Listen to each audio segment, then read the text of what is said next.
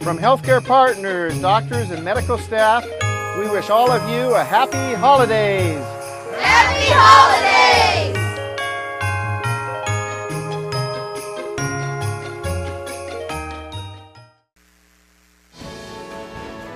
News 46 is brought to you by Comfort Hospice Care, where we give our patients and their loved ones peace of mind, knowing we provide the highest quality of care 24 hours a day, 7 days a week.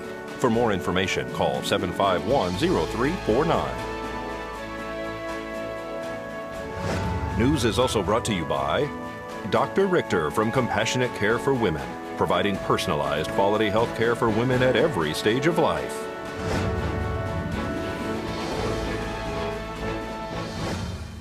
Tonight on News 46, Fire Station 3 gets a new building. The Holiday Task Force needs your help for community dinners, and Nathan Addison Hospice holds a candlelight ceremony. News 46 starts now. You're watching KPVM News 46 with Deanna O'Donnell and Jason Kodlitz. News 46, local coverage you can count on. Good evening. It's Thursday, December 19th, 2013. I'm Deanna O'Donnell for News 46. A breach of credit and debit card data at Target stores may have affected as many as 40 million shoppers who went to the store in the 3 weeks after Thanksgiving.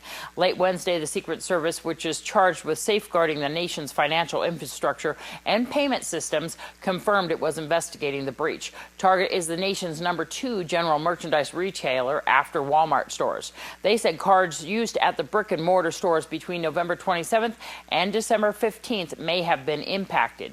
The retailer said it notified authorities and financial institutions immediately after it was made aware of the unauthorized access and had hired a forensic team to thoroughly investigate how the breach may have happened. The issue that allowed the breach has been identified and resolved, according to Target.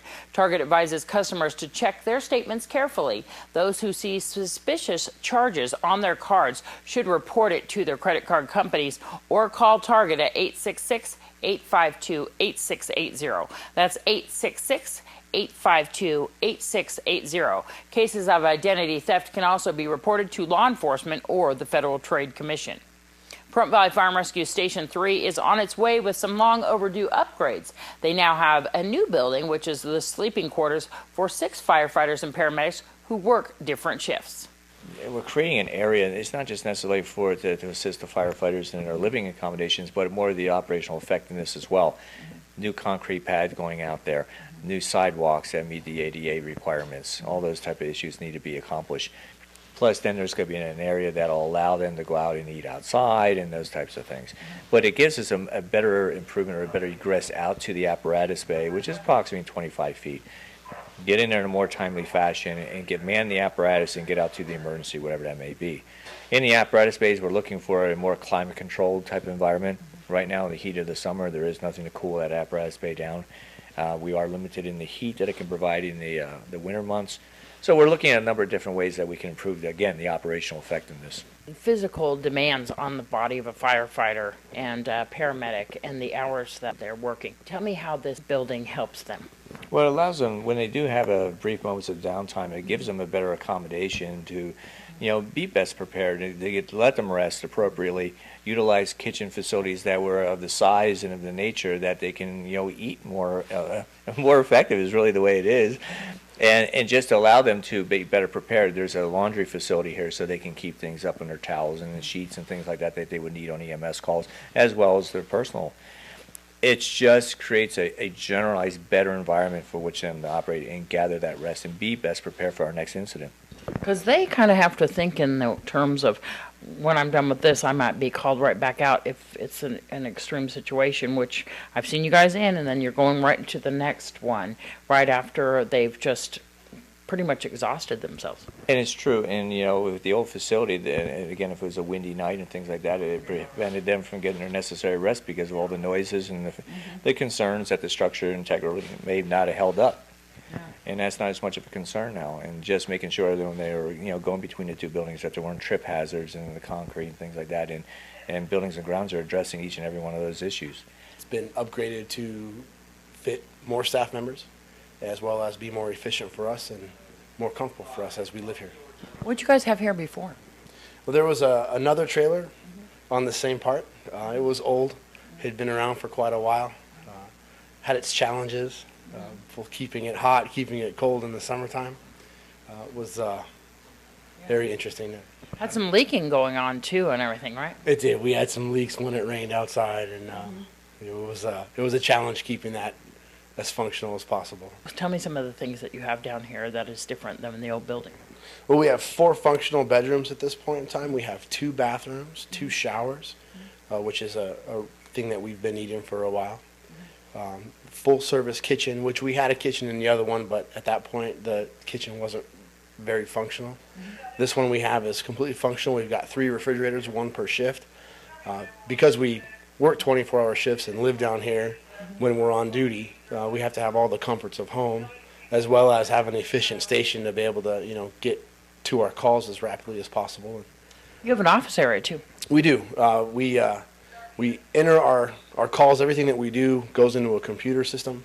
So behind me is our office area where we have the full internet access computer and printers and all of the technological things that we need to be able to handle that aspect of our job. Give somebody an idea of how much you actually spend down here at Station 3. Well, all that's hinging upon how many calls we run on a regular shift, but from this station we handle all 911 emergency calls for emergency medical service, as well as fire calls, car accident calls, any of those 911 emergencies. Additionally, we handle the out-of-town transports. If somebody needs services that are not provided at Desert View, we take them over to Vegas.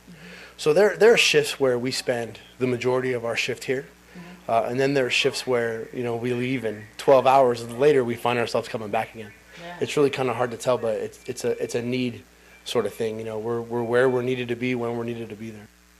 And a rescue mission was underway today after part of the ceiling in the Apollo Theater in central London collapsed during a performance, trapping people inside and causing casualties. Police responded to a report of a ceiling collapse about 8:15 p.m. At this time, police have disclosed that almost 90 people have been injured. The Holiday Task Force is looking for volunteers for the community dinner that they hold at Nye Communities Coalition Mann Center on the corner of West and Wilson Streets. Well, it's one of our big events that we put on, and we put on 3 of them every year. And at Christmas, we're going to have a very good dinner, and that'll be ham and turkey, mashed potatoes and gravy, yams, roll, butter, all the kinds of drinks you can get. So that's what we're going to have. Quite a crew helping out here too as well. You guys been getting the volunteers together? Yeah, it takes almost 100 volunteers for every one of the holiday meals that we do here for Thanksgiving and Christmas. And if somebody is still interested in volunteering, they can contact the coalition at 727-9970. But it's not just about the meal that's here, because we also provide home delivery to those that can't get out or are homebound or in hospice or whatever. And then we also allow people to take takeouts with them. So if they have a family member, or a friend, or a neighbor that isn't getting a holiday meal, there's a chance to do that as well. And we were talking a few minutes ago about how you guys have really just mastered this. How many people do you expect? We're around 800 is what we're expecting. It can go a little lower or higher. It just all depends on. You've ordered all your things. Part of the Holiday Task Force kind of getting these meals together, right? That's what you guys mainly do and mainly focus on, right? Yeah, actually, just as you arrived, the Christmas hams arrived. So they are in the cooler, and believe it or not, we found kind of a shortage of yams and sweet potatoes, and we just solved that mystery, and they have arrived as well. So the food is in house. The volunteers will be coming early next week, and they'll be ready for a meal on Christmas Day, which is served from noon until 2 p.m. You did Thanksgiving just recently. How many turkeys did you guys serve up that day? Around 40. How many hams and turkeys are you expecting for Christmas? Well, we have some turkey left, and it's actually hard to estimate turkeys now because that's one of the reasons the process has gotten so smooth is we've really transitioned to turkey breasts, and a lot of those are cooked by others instead of making a cash donation. Businesses, for example, like CCA, they actually bake turkey breasts for us and bring them in, so that works out really well. But we have 200 pounds of beautiful boneless ham that just arrived that we were just checking out, and some turkey breasts. So we're going to be ready for 800 or more. The coordination of the home deliveries is usually done by the Nye County Sheriff's Office. Who's doing it now? You know, we're not sure. That's part of the system that Yeah. works well. Is we work through Linda DeMeo, and she organizes her team. So we've really kind of the Holiday Task Force has really kind of branched out to identify different things like the home delivery. There's a group that takes care of that. We have a separate kitchen crew. We have a separate person just organizing volunteers. So it's taken a couple of years, but we got it figured out. And the Right. system's working really well, and we got Billy at the helm. And if you would like to have a dinner delivered for Christmas, you can call 209-4683. That's 209-4683. News 46 will be back right after these messages. This portion of the news is brought to you by Albertsons. You're in for something fresh.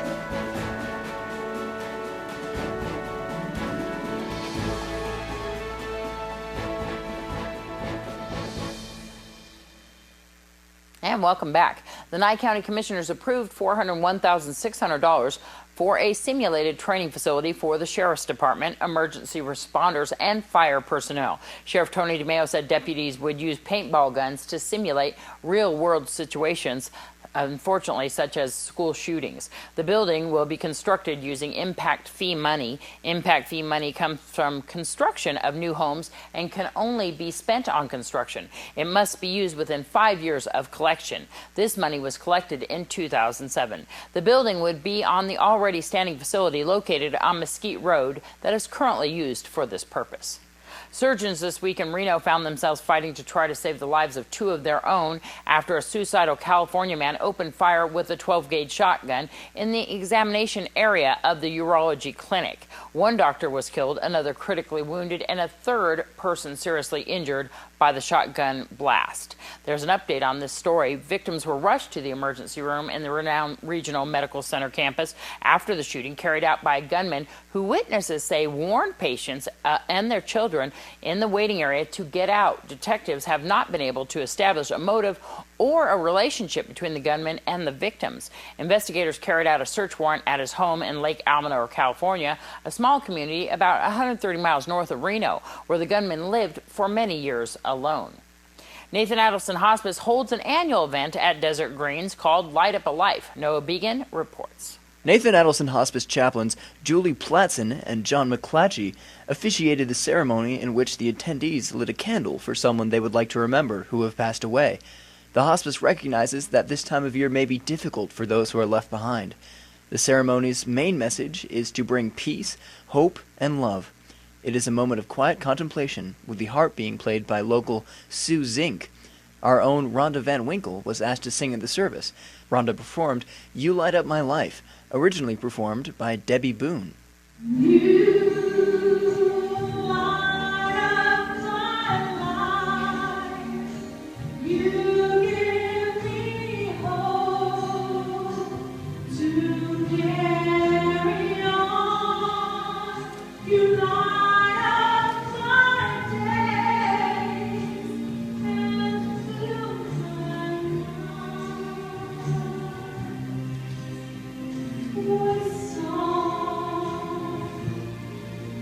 Nathan Adelson Hospice is available for those who may be suffering now and any time of the year.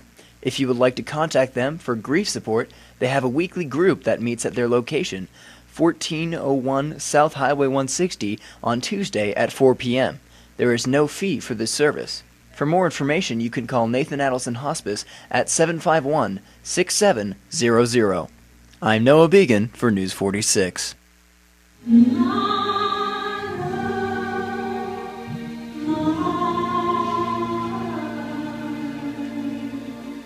Good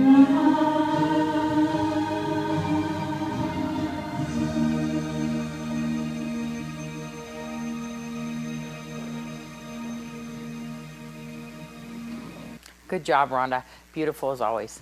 When we come back from this break, we'll have your news across Nevada and First Business Brief.